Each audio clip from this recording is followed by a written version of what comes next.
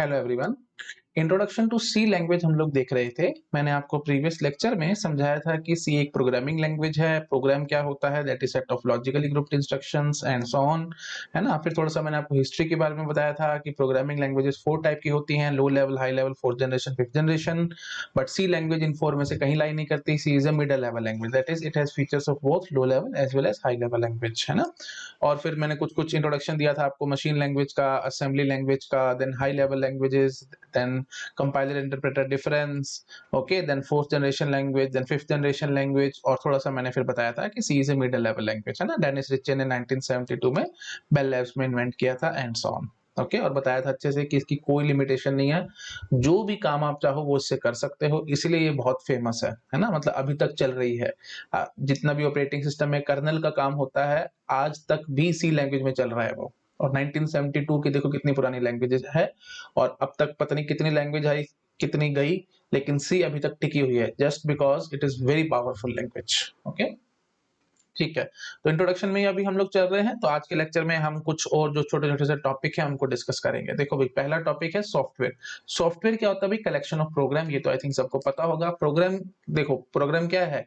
Collection of instruction, है ना। अब एक प्रोग्राम आपने बना लिया, तो अब मल्टीपल प्रोग्राम्स का अगर हम कलेक्शन कर देते हैं, दैट इज अ सॉफ्टवेयर। ठीक है। सॉफ्टवेयर दो टाइप का होता है, एक होता है एप्लीकेशन सॉफ्टवेयर और एक होता है सिस्टम सॉफ्टवेयर। एक सिंपल बात याद रखनी है आपको, जो बेसिक डिफरेंस है एप्लीकेशन और सिस्टम में, जिस भी सॉफ्टवेयर के बिना आपका कंप्यूटर चल जाए, दैट इज एप्लीकेशन। और जो कि बहुत क्रूशियल है आपके कंप्यूटर को चलाने के लिए, वो हो गए हमारे सिस्टम सॉफ्टवेयर। ठीक है। एप्लीकेशन सॉफ्टवेयर को हम ऐसे बोल सकते हैं, अकॉर्डिंग टू नीड या अकॉर्डिंग टू यूटिलिटी हम लोग बनाते हैं। यूटिलिटी या नीड एक ही बात है। ठीक है। जैसे आपकी कोई सॉफ्टवेयर कंपनी है जिसमें मतलब कॉमर्स से हम रिलेटेड काम कर रहे हैं, है ना। मतलब बहुत ज्यादा यू कैन से अकाउंट्स वगैरह का सब काम है, कैलकुलेटर की बहुत ज्यादा जरूरत पड़ती है, तो हमने कैलकुलेटर सॉफ्टवेयर बना लिया एक। Okay, so that is an example of your application software. अच्छा, फिर वर्ड प्रोसेसिंग की जरूरत पड़ती है, तो हमने एमएस ऑफिस बना लिया, that is again application software.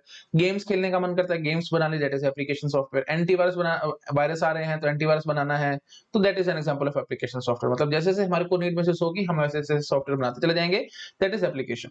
System software जो कि बहुत बेसिक है, जिनके बिना हमारा कंप्यूटर फंक्शन प्रॉपर्ली नहीं करेगा, that is system software. Example operating system. ठीक है। जैसे लिंकर हो गया, लोडर हो गया, ये सब चीजें मैं आपको आज समझाऊंगा, linker, loader and so on, तो देखेंगे हम आराम से। ठीक है। तो एप्लीकेशन सॉफ्टवेयर देखो मैं पढ़ देता हूँ फटाफट। अकॉर्डिंग टू नीड और यूटिलिटी हम लोग इनको बनाते हैं। For example games, antivirus, MS office and so on, है ना। System software, computer can not function properly without them, इनके बिना कंप्यूटर फंक्शन नहीं कर सकता, है ना। जैसे ऑपरेटिंग सिस्टम, उसके बिना नहीं चलेगा computer. Linker, loader and so on, है ना। तो फिर वही बात है, कोई बच्चे कमेंट करके बताएंगे कि सर ऑपरेटिंग सिस्टम के बिना कंप्यूटर तो चल जाता है, मुझे भी पता चल जाता है भाई। ठीक है। लेकिन वही बात है, फिर हर एक चीज के लिए, हर एक काम के लिए हमारे को एक एक प्रोग्राम लिखना पड़ेगा सेपरेटली, तो वो बहुत डिफिकल्ट काम हो जाता है। सारी बातें मैं ऑपरेटिंग सिस्टम जब स्टार्ट कर रहा हूँ, जब मैं बेसिक इंट्रोडक्शन दूंगा ऑपरेटिंग सिस्टम की, वहां आपके साथ डिटेल में बात करूंगा। ठीक है। तो it is possible to run computer और मतलब to execute programs on computer without an operating system. Yes, this is possible. ठीक है। बट वही बात है, लाइफ बहुत मिजरेबल हो जाती है हमारी, क्योंकि हर एक काम को करने के लिए हमारे को प्रोग्राम लिखना पड़ेगा। जैसे आपको फाइल क्रिएट करनी है ना, आपको कोई टेंशन नहीं है, ऑपरेटिंग सिस्टम सारा अपने आप देखेगा। आपने बस बटन दबाया, फाइल क्रिएट हो गई, फाइल पे गए, न्यू क्लिक किया, अपने फाइल बन गई एंड सो ऑन। लेकिन अगर ऑपरेटिंग सिस्टम नहीं होगा तो फिर आपको एक प्रोग्राम लिखना पड़ेगा जो कि हार्ड डिस्क में स्पेस एलोकेट करवाएगा एंड सो ऑन। तो बहुत मुश्किल काम हो जाता है, बट हो सकता है, ऐसा नहीं है कि नहीं हो सकता। ठीक है। ओके, तो मेन बात क्या है भाई, सिस्टम सॉफ्टवेयर ऐसे सॉफ्टवेयर होते हैं जिनके बिना हमारा कंप्यूटर नहीं चल सकता ढंग से, जैसे operating system, linker, loader and so on. Linker loader मैं आज बात करूंगा अभी आपके साथ, अभी थोड़ी देर में। ठीक है जी। तो अब देखो मैंने लिखा है आगे कि ये मैं क्यों बता रहा हूँ, इसलिए बता रहा हूँ कि सी लैंग्वेज की हेल्प से हम दोनों ही सॉफ्टवेयर बना सकते हैं, चाहे एप्लीकेशन हो चाहे सिस्टम हो। तो मैंने लिखा हुआ देखो, with the help of C language we can design application as well as system software. System software का एग्जांपल ऑपरेटिंग सिस्टम, मैंने आपको प्रीवियस लेक्चर में भी समझाया था, यूनिक्स ऑपरेटिंग सिस्टम पूरा सी लैंग्वेज में बना हुआ है। ठीक है। तो this is the best example. ठीक है जी। चलो नेक्स्ट स्लाइड पे आते हैं। नेक्स्ट है two basic components of every programming language. जो भी प्रोग्रामिंग लैंग्वेज की आप बात करोगे, पीएल क्या है यहाँ पे, प्रोग्रामिंग लैंग्वेज। ठीक है। जो भी प्रोग्रामिंग की बात करोगे उसमें दो कंपोनेंट तो होने चाहिए। पहला क्या है भाई, language translator. Obviously language translator के बिना हमारी लैंग्वेज अधूरी है। तो ऐसे समझ लो, ये जो दो बेसिक कंपोनेंट है ना, मैं ऐसे बोल सकता हूँ कि इनके बिना मेरी लैंग्वेज अधूरी है, इनके बिना मेरी लैंग्वेज कंप्लीट नहीं कहलाई जाएगी। पहली है लैंग्वेज ट्रांसलेटर। ऑब्वियसली बात है, अगर लैंग्वेज ट्रांसलेटर नहीं लगाया आपने, कंपाइलर या इंटरप्रेटर जो भी आपको यूज करना है आपने नहीं किया, तो प्रोग्रामिंग लैंग्वेज अधूरी है, उसका कोई फायदा नहीं है, ठीक है। Similarly second is library. Library क्या होती है? Set of pre defined functions. कुछ फंक्शंस हम प्री डिफाइन करके पहले से ही बना करके रखते हैं, जिसको हम लोग लाइब्रेरी कह देते हैं। जैसे सपोज करो आप सी लैंग्वेज यूज करते हो, है ना, आपने यूज किया है function scanf, printf and so on, तो ये सब, इन सब की डेफिनेशन हमारे पास ऑलरेडी लाइब्रेरी के अंदर होती है, ठीक है। तो कुछ फंक्शंस ऐसे होते हैं जो कि प्री डिफाइंड होते हैं, तो उन सब फंक्शन, और वही बात है, वो बहुत जरूरी भी है, उनके बिना फिर हम प्रॉपर्ली अपने प्रोग्राम्स नहीं बना पाएंगे। उनको हम बार बार जब बार बार कॉल भी करते रहे, जैसे printf हो गया, कुछ स्क्रीन पे प्रिंट कराना है, scanf कुछ कीबोर्ड से इनपुट कराना तो scanf हो गया, एंड सो ऑन। तो ऑपरेटिंग सिस्टम में और डिटेल में बात करेंगे, ये सब सिस्टम कॉल्स होती हैं एंड सो ऑन, तो वो सब बातें आगे करेंगे। बट बेसिक आइडिया क्या है कि लाइब्रेरी क्या होती है भाई? Set of pre defined functions, okay. ये जो मैं बोल रहा हूँ ना, यू कैन से, पता नहीं मेरे मन में क्यों आ गया, मैंने ऑपरेटिंग सिस्टम की बात बोल दी। System calls, scanf, printf, these uses system calls actually, ठीक है। तो वो बातें खैर आराम से ऑपरेटिंग सिस्टम में करेंगे, बट अभी के लिए सिर्फ आप इतना याद रख सकते हैं कि लाइब्रेरी क्या होती है? Set of pre defined functions, ठीक है। कुछ फंक्शंस पहले से बना करके हम लोग लाइब्रेरी में रख देते हैं, जिसका फायदा क्या होगा? कल को जब हम प्रोग्राम बना रहे होंगे तो हम फटाफट से उन फंक्शंस को कॉल करेंगे और अपना काम कर लेंगे। जैसे कीबोर्ड से कुछ कुछ इनपुट करवाना है प्रोग्राम को, तो हम स्कैनर फंक्शन का यूज करते हैं। कुछ मॉनिटर पे आउटपुट लेके आना है, यू कैन से प्रिंट करवाना है कुछ मॉनिटर पे, तो हम उसके लिए प्रिंटफ फंक्शन यूज करते हैं, एंड सो ऑन, ठीक है। तो ये जो लाइब्रेरी होती है ना, लाइब्रेरी के अंदर हम कुछ ऐसे फंक्शंस रखते हैं जो कि बहुत फ्रीक्वेंटली हम अपने प्रोग्राम्स में यूज करेंगे, ठीक है। आई थिंक क्लियर हो गया होगा सबको। तो ऑब्वियस सी बात है, लाइब्रेरी के बिना भी हमारी प्रोग्रामिंग लैंग्वेज अधूरी है भाई, इनके बिना भी हमारी बात नहीं बनने वाली, ठीक है जी। तो ये हो गया two basic components of every programming language, ठीक है। नेक्स्ट है जी advantages of C language. C language की क्या क्या एडवांटेजेस हैं वो आप देखते समझ पा रहे होगे। पहले तो it is a middle level language, hence features of both HLL and LLL are present. मतलब हाई लेवल लैंग्वेज के फीचर्स क्या है भाई? Easy to understand. Low level language के फीचर्स क्या है भाई? इट इज पावरफुल, ठीक है। Powerful as that of low level language, मतलब hardware interaction and so on, everything can be done with the help of C language. पूरा पूरा operating system जब यूनिक्स बना हुआ है इसमें, तो फिर इससे ऊपर और क्या चाहिए आपको, ठीक है। तो इसकी कोई लिमिटेशन नहीं है, ठीक है जी। तो ये मैं पहले भी बता चुका था, बट स्टिल मैंने लिख दिया। अच्छा, नेक्स्ट एडवांटेज है जी, C is a portable language. Portable क्या होता है देखो मैं आपको समझाता हूँ, ठीक है। तो पोर्टेबल का बेसिक मीनिंग यहाँ पे क्या है? देखो पोर्टेबिलिटी ना एक्चुअली दो सेंस में देखी जाती है, ठीक है। एक होता है जी हार्डवेयर पोर्टेबल और एक होता है जी सॉफ्टवेयर पोर्टेबल। हार्डवेयर पोर्टेबल मतलब मशीन इंडिपेंडेंट, सिंपल बात करो तो मशीन इंडिपेंडेंट। एक मशीन में प्रोग्राम बनाया, दूसरी मशीन में जाके चलाओ, चलेगा क्या? नहीं, यस चलेगा। सी लैंग्वेज हमारी हार्डवेयर पोर्टेबल होती है। बट सॉफ्टवेयर पोर्टेबल का मतलब क्या होता है? Operating system independent. Operating system independent नहीं है भाई, ऑपरेटिंग सिस्टम तो डिपेंडेंट है। ये ऑपरेटिंग सिस्टम इंडिपेंडेंट ये नहीं होती, ठीक है। मतलब आपने देखा होगा सी अंडर विंडो, अगर आपने लेटस सी की बुक पढ़ी है तो आपने देखा होगा, वैसे बेस्ट बुक मैं बता देता हूँ, सी लैंग्वेज के लिए हम लोग यूज करेंगे let us C by Yashavant Kanetkar. That is the best book for GATE, GATE के लिए वो सबसे बेस्ट है।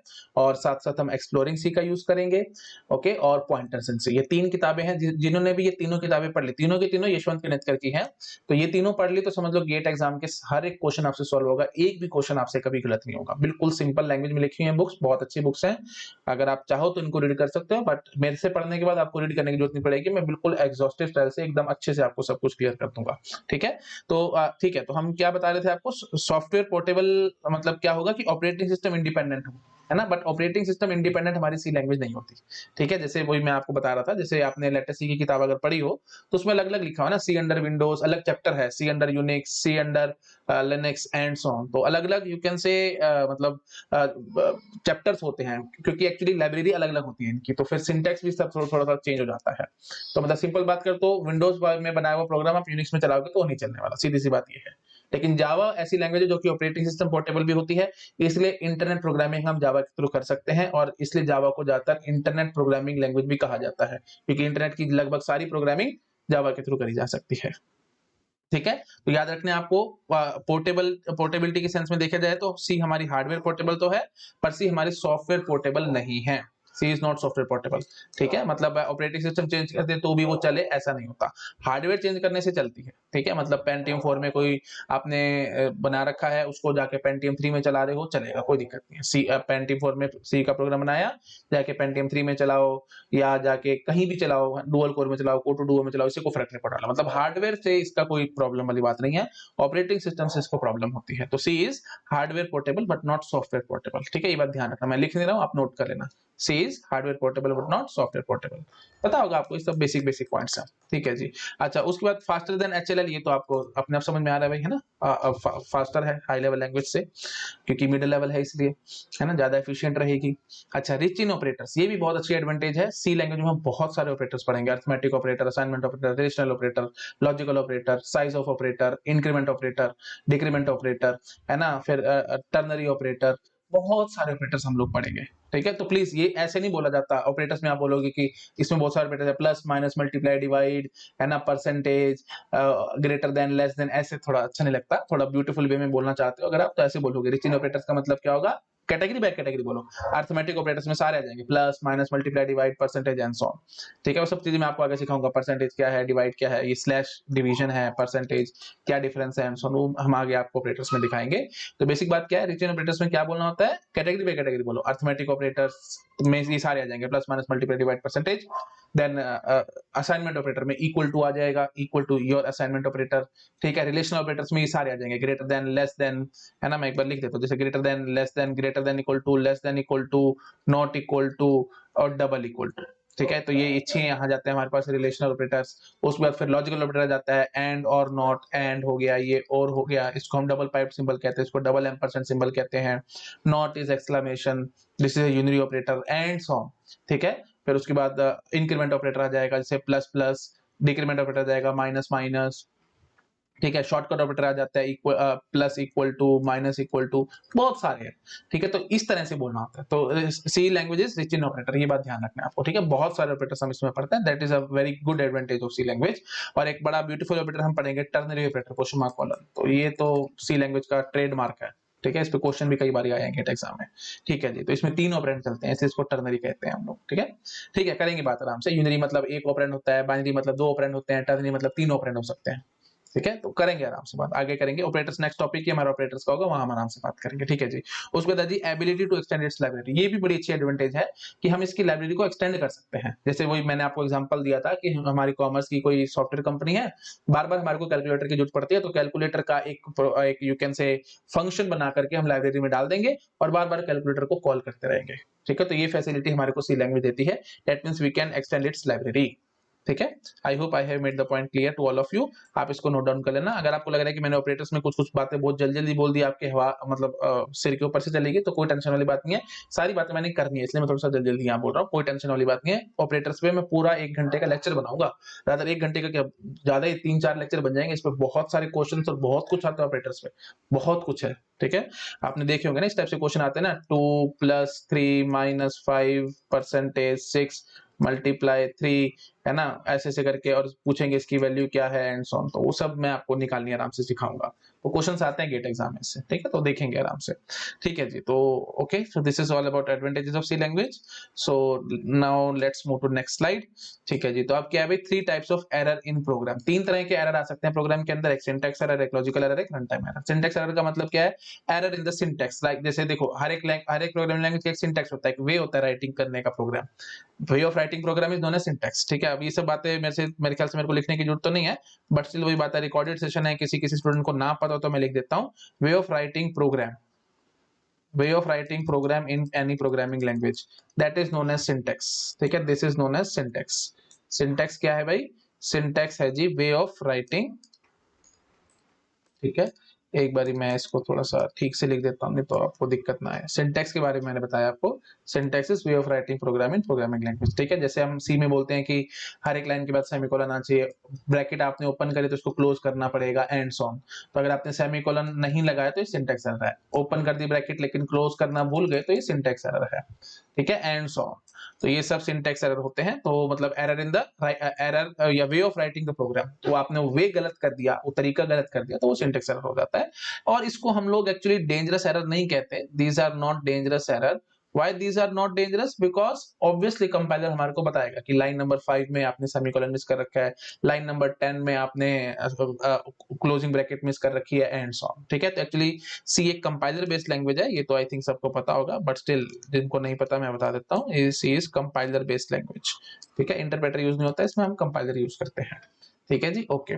तो इसको डेंजरस क्यों नहीं कह रहे हैं, क्योंकि कंपाइलर आपको आराम से बताएगा कि इस लाइन में ये एरर है, इस लाइन में ये एरर है एंड सो ऑन, ठीक है। अच्छा जी, उसके बाद होता है जी लॉजिकल एरर। लॉजिकल एरर का मतलब क्या होता है, आपका सिंटेक्स तो ठीक था, एरर आपने लॉजिक में कर दिया है, error in logic of program, logic of program. तो जो लॉजिक था वो आपने गड़बड़ कर दी। जैसे for example addition of two numbers का प्रोग्राम बनाना था, तो आपको लिखनी चाहिए थी statement z is equal to x plus y, पर आप गलती से लिख गए z is equal to x minus y. तो आप कंपाइलर थोड़ी बताएगा ये आपको, ये तो आपको खुद से देखना पड़ेगा ना भाई, आपने मिस्टेक कर रखी है। ठीक है, तो इसलिए इन लॉजिकल एरर्स को हम लोग क्या कहते हैं, इन लॉजिकल एरर्स को हम लोग बोलते हैं जी dangerous errors. These are known as dangerous error. Why these are dangerous? Because compiler इनको नहीं बता सकता। मैं प्लीज सब कुछ बोलता जा रहा हूँ क्योंकि बहुत बेसिक बेसिक से पॉइंट्स हैं। आपको जो भी डाउट लगता है या जो आपका मन करता है लिखने का, तो आप पॉज करके अपने आप लिख सकते हैं। मैं बार बार चीजें बोलूंगा तो वीडियो लंबा होगा। ठीक है जी। हाँ जी, तो logical error, error in the logic of the program. Syntax ठीक है, बट आपने लॉजिक में मिस्टेक करी है। जैसे एडिशन ऑफ टू नंबर का प्रोग्राम बनाना था, तो आपको ये स्टेटमेंट लिखनी चाहिए थी z is equal to x plus y, पर आप लिख गए z is equal to x minus y. तो ये लॉजिक में दिक्कत होगी, है ना। तो इसलिए ये डेंजरस एरर है। क्यों डेंजरस है? क्योंकि कंपाइलर इनको खोज के नहीं देगा आपको, है ना। कंपाइलर थोड़ी बताएगा, वो तो कहेगा सिंटेक्स ठीक है, बस वही बात खत्म। उसको तो मतलब थोड़ी है कि आप क्या बना रहे थे, क्या कर दिया एंड सो, वो सब नहीं बताएगा। तो फिर इसको हटाने का तरीका क्या होगा? सिंटेक्स एरर को तो कंपाइलर बता देगा आपको, तो आप अपने आप हटा लोगे, कोई दिक्कत वाली बात नहीं है। लेकिन लॉजिकल एरर को कैसे हटाओगे? लॉजिकल एरर को हटाने के लिए हम यूज करेंगे जी टेस्टिंग का। मैंने आपको प्रीवियस लेक्चर में समझाया था। टेस्टिंग मतलब अलग अलग तरह के इनपुट्स देंगे और देखेंगे कि हाँ भाई सब आउटपुट ठीक ठाक आ रहे हैं कि नहीं आ रहे हैं एंड सो। ठीक है, तो testing is the way to remove logical errors. Okay, या you can say find logical error. अच्छा बोले तो फाइंड लॉजिकल एरर, रिमूव तो डिबगिंग होगा, वो आप समझते हो। तो सिंटेक्स एरर को फाइंड करने का कोई टेंशन वाली बात नहीं, कंपाइलर बताएगा। लॉजिकल एरर को फाइंड करने का तरीका क्या होगा भाई? टेस्टिंग। इसके बिना बात नहीं बनने वाली। ठीक है जी, ओके जी। उसके बाद आते हैं जी run time error. Run time error का मतलब क्या है? आपका सिंटेक्स एकदम ठीक था, आपका लॉजिक भी एकदम ठीक था, लेकिन जब आप इनपुट दे रहे थे वहां आपने गड़बड़ कर दी। फॉर एग्जांपल ये देखो, फॉर एग्जांपल जैसे z is equal to x divide by y, है ना। डिवीजन का प्रोग्राम था और आपने y की वैल्यू 0 सप्लाई कर दी। जब आप कीबोर्ड से वैल्यूज डाल रहे थे तो आपने 0 दे दिया, डिवाइड बाय 0 एरर। ठीक है, तो थिंक समझ पा रहे हो, that is known as run time error. ठीक है, तो रन टाइम एरर क्या कह रहा है? सिंटेक्स ठीक है, लॉजिक ठीक है, बट इनपुट आपने गलत दिए हैं। इनपुट गलत देने के कारण मिस्टेक हुई है आपके पास। ठीक है, इनपुट रॉन्ग। इसको हम लोग एक्सेप्शन भी कहते हैं, रन टाइम एरर को sometimes we call them as exception also. ठीक है, तो एक्सेप्शंस भी इनको कहा जाता है। ठीक है ना, जैसे वही बात है, मेमोरी मेमोरी खत्म हो गई, आपने मेमोरी एलोकेट करने की कोशिश करी। हम आगे दिखाएंगे आपको डायनेमिक मेमोरी एलोकेशन में एम एलॉक, सी एलॉक, उन सबसे मेमोरी एलोकेट करने की कोशिश करते हैं। तो मेमोरी आपने एलोकेट करने की कोशिश करी और मेमोरी मिली नहीं, तो फिर वही बात है, रन टाइम एरर आ जाएगा। ठीक है, तो मतलब ऐसे बात करो सिंपली, प्रोग्राम रन हो रहा था। ठीक है, कंपाइल, पहले तो प्रोग्राम कंपाइल होता है, उसके बाद प्रोग्राम रन हो रहा होता है, मतलब जब हम इनपुट दे रहे होते हैं। जब रन हो रहा है ना प्रोग्राम, उस टाइम पे कोई एरर आया, that is known as run time error. Simple बात। ठीक है, प्रोग्राम हमारा रन हो रहा था, मतलब पहले तो कंपाइल हुआ, कंपाइल होने के बाद रन होना स्टार्ट हो चुका है। मतलब रन हो रहा है मतलब हम इनपुट दे रहे हैं, वो कुछ आउटपुट, प्रोग्राम हमारे को कुछ आउटपुट दे रहा है। रन होने का मतलब क्या है? हम कुछ इनपुट दे रहे हैं कीबोर्ड से एंड कुछ कुछ कर रहे हैं, और प्रोग्राम हमारे को कुछ कुछ आउटपुट दे रहा है। तो मतलब ऐसे समझ लो, जब प्रोग्राम एग्जीक्यूट हो रहा है प्रोसेसर पे, हम ऐसे भी समझ सकते हैं। प्रोग्राम क्या है भाई? सेट ऑफ इंस्ट्रक्शंस है ना। तो वो इंस्ट्रक्शन जब यू कैन से कंप्यूटर या सीपीयू उनको एग्जीक्यूट कर रहा है, दैट इज रन टाइम। ठीक है, तो कंपाइल टाइम में क्या होता है? सिर्फ कंपाइल हो रहा है प्रोग्राम, मतलब यू कैन से जो भी हमारा सी लैंग्वेज का प्रोग्राम था उसको हमने असेंबली में या यू कैन से बाइनरी लैंग्वेज में कन्वर्ट करना है। ठीक है, वैसे मैं एक बात मेरे मन में आ रही थी, मैं वो भी मैं कर लेता हूँ। थोड़ा सा आउट ऑफ द टॉपिक जा रहा हूँ, बट ये चीजें इंपॉर्टेंट है क्योंकि कल को आप कंफ्यूज ना हो जाओ। जनरली कंपाइलर क्या करता है ना भाई, प्रोग्राम जो आप लिखते हो उसको वो असेंबली लैंग्वेज में कन्वर्ट करता है, डायरेक्टली बाइनरी में कन्वर्ट नहीं करता। इसका रीजन मैं आपको कंपाइलर डिजाइन में दूंगा, अभी नहीं। ठीक है, तो असेंबली में उसने कन्वर्ट करना है, तो फिर हम असेंबलर लगा करके उसको बाइनरी में कन्वर्ट करते हैं। ठीक है, खैर चलो छोड़ो, वो सब छोड़ो। हाँ जी, तो मेन बात क्या है, सब कुछ छोड़ के बस इतनी बात पे ध्यान लगाओ, बाइनरी हमारे पास आ चुका है। ठीक है, तो प्रोग्राम का बाइनरी वर्जन हमारे पास आ चुका है। तो ये हो गया जी कंपाइल टाइम। तो कंपाइल टाइम में क्या हुआ? प्रोग्राम आपने लिखा था, उसका बाइनरी वर्जन आया, तो ये जितना टाइम लगा है ना बाइनरी आने में, वो सब हो गया जी कंपाइल टाइम। उसके बाद वो बाइनरी वर्जन क्या होगा? एग्जीक्यूट होगा प्रोसेसर पे। इंस्ट्रक्शन बाय इंस्ट्रक्शन प्रोसेसर को हम लोग देंगे और प्रोसेसर उसको एग्जीक्यूट करेगा। ठीक है, वो सब हम आर्किटेक्चर में पढ़ेंगे। प्रोग्राम काउंटर होगा, वो नेक्स्ट लाइन का, नेक्स्ट इंस्ट्रक्शन का एड्रेस रखेगा। फिर जो भी इंस्ट्रक्शन होगी वो इंस्ट्रक्शन रजिस्टर में आएगी। फिर इंस्ट्रक्शन डी कोड होगी, है ना, जैसे बोलते हैं fetch, D code, execute and so on. वो सब चक्कर चलता है ना, तो वो सब चक्कर चल रहा है। तो वो जब सब चल रहा है उस टाइम को हम बोलते हैं जी रन टाइम। ठीक है, तो जब वो सब चल रहा था उस टाइम पे अगर कोई एरर आया, उसको हम कहते हैं जी रन टाइम एरर। बात समझ आई? Fetch, decode, execute, fetch, decode, execute, जब इंस्ट्रक्शंस हमारी एक एक करके फेच हो रही हैं, डिकोड हो रही है, एग्जीक्यूट हो रही है एंड सो ऑन, वो सब जब चल रहा है ना चक्कर, उस टाइम पे अगर कोई एरर आया, that is known as run time error. I think एकदम क्लियर हो गया होगा। तो आप वही बात है, उसी टाइम पे ही आपने कुछ ना कुछ इनपुट सप्लाई किए होंगे ना प्रोग्राम को, आपने इनपुट ही गलत दिया, डिवाइड बाय जीरो एरर आ गया एंड सो ऑन, तो वो सब रन टाइम एरर में आएगा। ठीक है, आपने मेमोरी एलोकेट करने की बात करी लेकिन मेमोरी आपके पास थी नहीं, तो वो क्या हो गया जी, रन टाइम एरर हो गया। तो इसलिए हम इसको एक्सेप्शंस भी कह देते हैं। ठीक है, these are known as exceptions. ठीक है, एक बात वैसे मैं आपके साथ और कर देता हूँ, रन टाइम एरर को हम एक्सेप्शंस कह रहे हैं, और अगर हमारे प्रोग्रामिंग लैंग्वेज में एक्सेप्शन हैंडलिंग फीचर्स हैं तो हम उस प्रोग्रामिंग लैंग्वेज को कहते हैं कि हम उससे रोबस्ट प्रोग्रामिंग कर सकते हैं। जैसे सी प्लस प्लस है, सी प्लस प्लस में एक्सेप्शन हैंडलिंग फीचर्स होते हैं, ट्राई, कैच, थ्रो, ये सब आपने शायद पढ़ा होगा, है ना। तो एक्सेप्शन हैंडलिंग फीचर्स हैं, तभी हम सी प्लस प्लस को क्या कह सकते हैं कि हम उसके थ्रू रोबस्ट प्रोग्रामिंग कर सकते हैं। रोबस्ट प्रोग्रामिंग का मतलब एक्सेप्शन हैंडलिंग फीचर्स होने। सी में एक्सेप्शन हैंडलिंग फीचर्स नहीं होते, तो हम इसमें रोबस्ट प्रोग्रामिंग नहीं कर पाते। ठीक है, सिंपल बात याद रखते हैं। एक्सेप्शन हैंडलिंग फीचर्स का बेसिक मतलब वही बात है, मैं एक्चुअली इतना डिटेल में नहीं जाना चाह रहा। आपको लगेगा कि सी में भी हम लोग ये काम कर पाएंगे, एक्सेप्शन हैंडलिंग कर लेंगे इफ लगा करके and so on, but actually exception handling features होने का मतलब क्या होता है कि जो आपका एक्चुअल कोड है ना प्रोग्राम का, या यू कैन से जो लॉजिक है प्रोग्राम का, वो अलग हो और एक्सेप्शन हैंडलिंग वाला काम अलग से चले। मतलब इन द सेंस प्रोग्राम के अंदर ना, ये देखो जैसे आपने इतना बड़ा कोई 1000-2000 लाइन का प्रोग्राम है, तो इसमें अगर मैंने कहीं लिखा होगा ट्राई और अंदर ऐसे कुछ कुछ कर रहा होगा, तो आप देखते ही पकड़ जाओगे कि हाँ जी, ये तो एक्सेप्शन हैंडलिंग वाला काम है, इसको छोड़ो आगे बढ़ो एंड सो ऑन। मतलब आप ये पार्ट को देखोगे नहीं देखोगे वो आपकी मर्जी है। अगर आप एक्सेप्शन में कुछ देखना चाह रहे होगे कि कोई कोई एरर हो सकता है, टेस्टिंग वेस्टिंग कर रहे हो आप, ये जो भी कुछ कर रहे हो या जो भी अपना लॉजिक देख रहे हो, तो उस टाइम पे आप इसको कंफर्टेबली इग्नोर कर सकते हो। तो मतलब मेन बात क्या है कि हमारे पास ये जो पूरा प्रोग्राम था, इसका एक छोटा सा कंपोनेंट है जो कि एक्सेप्शन वाला काम कर रहा होगा एंड सो ऑन। मतलब जो हमारा कोर लॉजिक है वो एकदम अलग चल रहा है, और जो एक्सेप्शन हैंडलिंग वाली कहानी है वो एकदम अलग चल रही है। प्रोग्राम के अंदर दो टुकड़े होने चाहिए, एक टुकड़ा लॉजिक वाला, एक टुकड़ा हमारा एक्सेप्शन हैंडलिंग वाला। इस टाइप से होना चाहिए, तब हम कहते हैं एक्सेप्शन हैंडलिंग फीचर्स है। मतलब डेडिकेटेड कीवर्ड्स होने चाहिए हमारे पास लैंग्वेज के अंदर जो ये काम करवाएं। सी में ऐसे कोई डेडिकेटेड कीवर्ड नहीं है।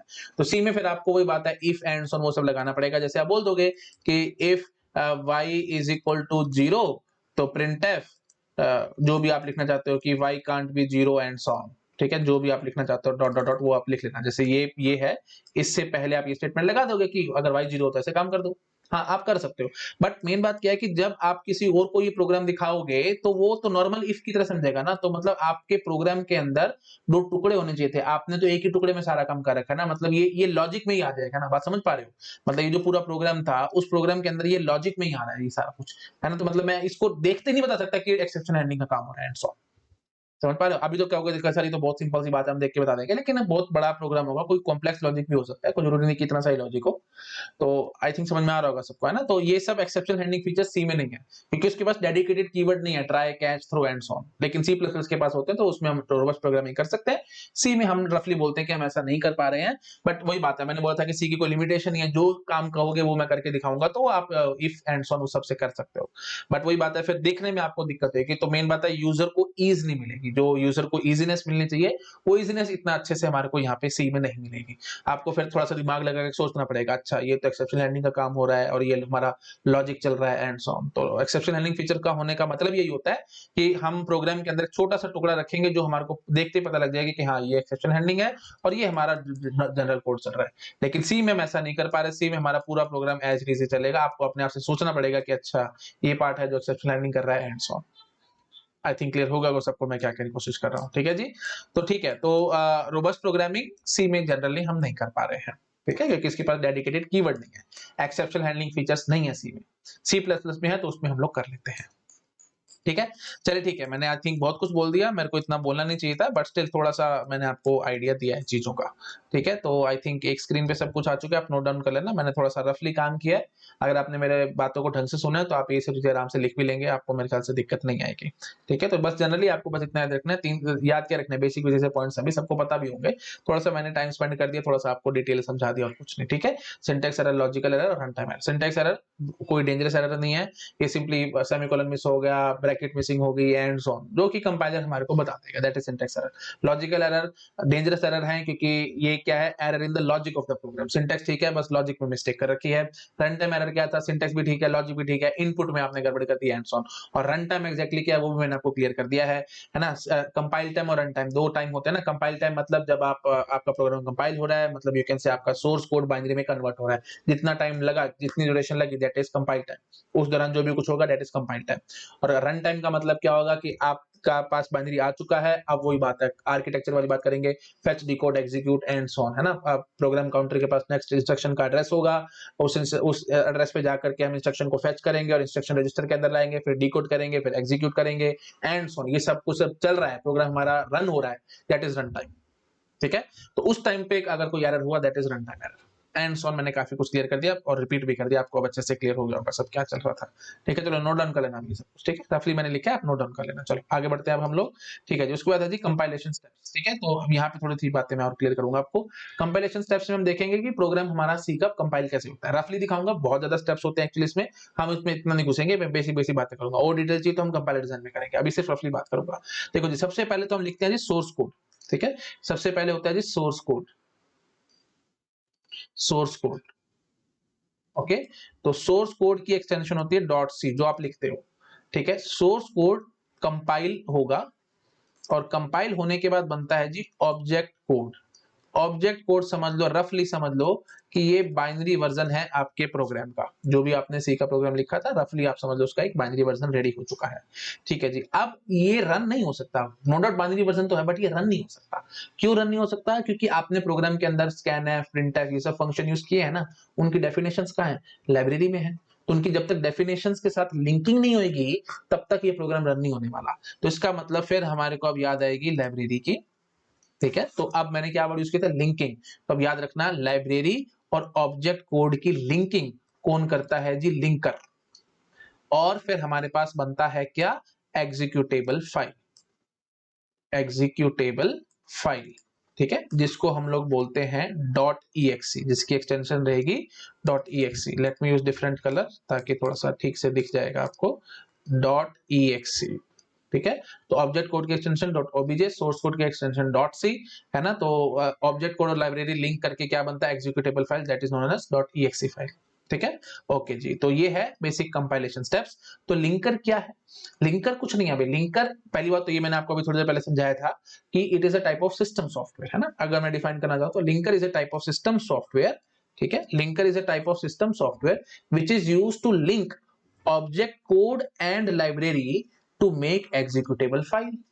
ठीक है, बिल्कुल जो कुछ लिखा हुआ बस उसी से मैं एक्सप्लेन कर रहा हूं। Linker is a type of system software which is used to link object code and library to make executable file. और एक्जेक्टली क्या है वो भी आप समझ चुके हो। ऑब्जेक्ट कोड तो सिंपल बाइनरी वर्जन है आपके प्रोग्राम का, लेकिन आपने फंक्शंस बहुत सारे यूज किए होंगे, printf, scanf and so on, जो कि लाइब्रेरी के पार्ट थे, तो उनकी डेफिनेशन आएगी आपके प्रोग्राम के अंदर, तभी तो फिर लिंकिंग होगी ना, तभी तो प्रॉपर लिंकिंग होगी। प्रिंटफ, स्कैनफ कॉल कर दिया, उनकी डेफिनेशन कहां है भाई? डेफिनेशन उनकी लाइब्रेरी में है, तो इनको हमारे को लिंक करना पड़ेगा, है ना। तो वो सब काम होगा लिंकर का, और फिर हमारे पास बनती है executable file. Actually linker, loader, इनकी ना बहुत डिटेल है, ये सब चीजें सिस्टम प्रोग्रामिंग के सब्जेक्ट में आते हैं, वो हमारे गेट के सिलेबस में नहीं है। होता तो फिर मैं आपको पूरी डिटेल भी दिखाता। लिंकिंग अलग स्कीम्स होती हैं, अलग अलग टाइप की लिंकिंग स्कीम्स होती हैं, लोडर की होती है एंड सो ऑन, वो सब में हमारे को घुसने की जरूरत नहीं है, बस बेसिक आइडिया मैंने आपको दे दिया। ठीक है जी, लिंकर की बात होगी। अब लोडर की बात चले तो लोडर की बात भी कर लेता हूं आपके साथ। एग्जीक्यूटेबल फाइल देखो कई बार क्या होता है ना, हार्ड डिस्क में होती है, जरूरी नहीं कि हमारे को हमेशा रैम में मिले। अगर आपने प्रोग्राम कंपाइल कर लिया, सब कुछ हो गया, एग्जीक्यूटेबल फाइल बन चुकी है, ठीक है, वो हार्ड डिस्क में है। ठीक है, अब उसको एग्जीक्यूटेबल फाइल को हार्ड डिस्क से उठा करके रैम में लाना है, तभी तो एग्जीक्यूट होगी। कंप्यूटर आर्किटेक्चर में इतना तो आपको पता होगा, हार्ड डिस्क में जो कुछ है वो थोड़ी एग्जीक्यूट हो सकता है। हार्ड डिस्क से उठा करके पहले उसको रैम में लाना है ना, तभी एग्जीक्यूट होगा ना। तो वो सब काम किया जाता है लोडर से। ठीक है, तो लोडर क्या करता है, अब डेफिनेशन बोलूंगा तो सुन लेना, और आगे मैंने देखो नेक्स्ट पेज पे लिखी हुई है, तो टेंशन मत लो, जो बोल रहा हूं अभी सुन लो, उसके बाद में डेफिनेशन पढ़ूंगा तो आपको सब याद आ जाएगा। ठीक है जी, तो लोडर का काम क्या होगा? पहली बात समझाओ, सिस्टम सॉफ्टवेयर की application, it is a type of system software, क्योंकि बेसिक सॉफ्टवेयर है भाई, इसके बिना हमारा कंप्यूटर ढंग से फंक्शन नहीं करेगा। प्रोग्राम्स बनाओगे, प्रोग्राम रन ही नहीं होने वाला भाई। ठीक है, तो फिर ये बेसिक है एकदम, है ना। हाँ जी, तो मतलब you can say it is a type of system software. हाँ जी, तो लोडर क्या करता है? It is a type of system software which is used to load executable file from hard disk to RAM, बस that is known as loader. तो loader का काम क्या है? फाइल्स को लोड करना from hard disk to RAM. कैसे करता है वो सबको मारो बोली, वो सब हमारे सिलेबस में नहीं है, गेट के सिलेबस में होता तो मैं जरूर डिस्कस करता। सिस्टम प्रोग्रामिंग सब्जेक्ट में ये सब आता है। आई थिंक बीटेक अगर आप कर रहे हो तो आपने थोड़ा सा पढ़ा भी होगा इसके बारे में। ठीक है जी, आते हैं और अपना देखो पढ़ते हैं। Linker is a type of system software which is used to link object code and library to make executable file. Loader is a type of system software which is used to load executable file from hard disk to RAM. ठीक है, clear होगा, रफली definition लिखे, कोई बहुत deep में मैंने गया हूँ, क्लियर होगा होगा सबको, ठीक है जी। चलो अब आगे आ जाओ, files that are created for each C program. जब भी हम कोई सी प्रोग्राम हम कंपाइल कर रहे हैं, ये देखो मैंने आपको पीछे दिखाया, तो कौन कौन सी फाइलें बनती है, देखो सबसे पहले तो डॉट सी फाइल जो आपने लिखी है, ऑब्जेक्ट कोड जो बाइनरी वर्जन तैयार हुआ, एग्जीक्यूटेबल फाइल जो कि एग्जीक्यूट होती है, इसके अलावा एक फाइल और बनती है BAK, backup file. Backup file का काम क्या है भाई, ये ऐसे समझ लो, जो भी आपने सी का प्रोग्राम बनाया ना, ये उसका एज ए बैकअप है, ठीक है, क्योंकि आप उस कोड को चेंज करोगे एंड सो, तो कोड को चेंज करते हो तो पुराना कोड कहाँ होता है, वो बैकअप फाइल में होता है, रफली बस इतना होता है, इतना कुछ खास डीप में जाने की जरूरत नहीं है, कुछ नहीं आना इन सबसे, गेट में क्यों आता तो मैं डीप में भी घुसता, ठीक है जी। तो मेन बात बस आपको याद रखनी है, 4 तरह की फाइलें हैं, सोर्स कोड, ऑब्जेक्ट कोड मैंने आपको बता दिया, बाइनरी वर्जन है ना, और मतलब जो कि कंपाइलर से आया है, कंपाइल करके जो भी आपके पास आउटपुट है that is object code. Compiler को इनपुट क्या गया सी फाइल, आउटपुट क्या निकल के आया ऑब्जेक्ट कोड, ठीक है।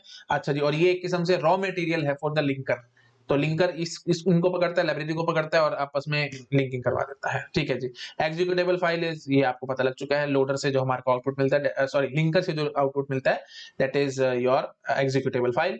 और उसके बाद एक बैकअप फाइल तैयार की जाती है जो कि सोर्स कोड का बैकअप होता है, ठीक है। जब भी हम कोड को चेंज करते हैं तो बैकअप में एक किस्म से एक वर्जन रहता है हमारे पास, दैट्स इट, बस और ज्यादा कुछ नहीं, जरूरत नहीं है। चलो ठीक है जी, दैट्स इट। तो यहाँ पे हमारा ये इंट्रोडक्टरी पार्ट सी लैंग्वेज का कंप्लीट हो चुका है। तो नेक्स्ट लेक्चर में मैं अब आपके साथ सिलेबस डिस्कस करूंगा सी लैंग्वेज का, कि हम लोगों को क्या क्या पढ़ना है, गेट में क्या क्या इंपॉर्टेंट है, क्या क्या चीजें आनी है, क्या नहीं आना, एंड सो ऑन, वो सब डिस्कस करके फिर हम लोग we will dive deep into the C language subject, ठीक है। Okay, thank you so much, bye bye.